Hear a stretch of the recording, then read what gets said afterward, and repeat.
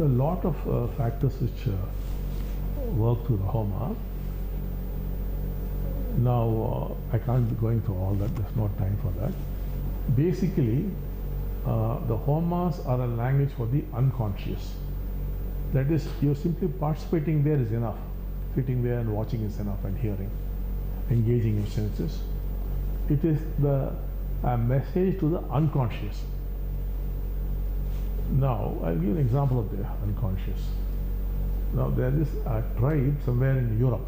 Europe also you got tribes. So, for those tribes, let us say, with the stick or with your hand, you draw a circle around that person. That person cannot erase that line and come out. Impossible for him. Somebody must come and erase that line. Only then they can come out. For the particular tribe, because they are so programmed like that for generation after generation. So who is responsible? The unconscious. So if you put a line, they can't come out. The unconscious, I told, is 2 million times, 20 lakh times, 20 lakh times more powerful than the conscious mind. Now, if you go to Africa, there's this voodoo tribe, many of you must have heard about it. So they are a sort of a program as children, I think. And let us say there's a person in that community. Let us say he's become a software engineer and is going away to London. And there he is done something wrong for the tribe, and then he escapes to New York. And the chief would give a small stick.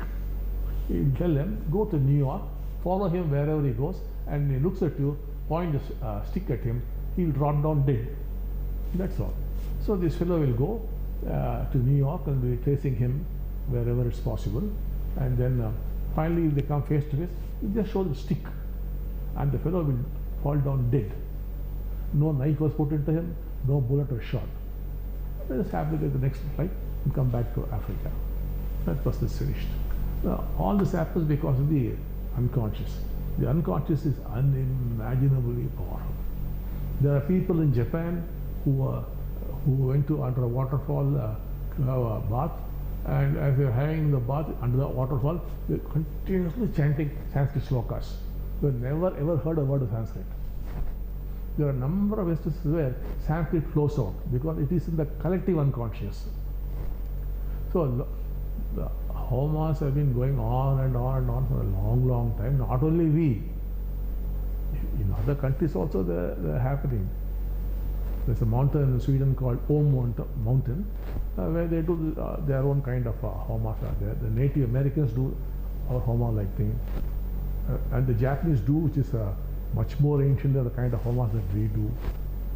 So it is there, it is loaded in the collective unconscious.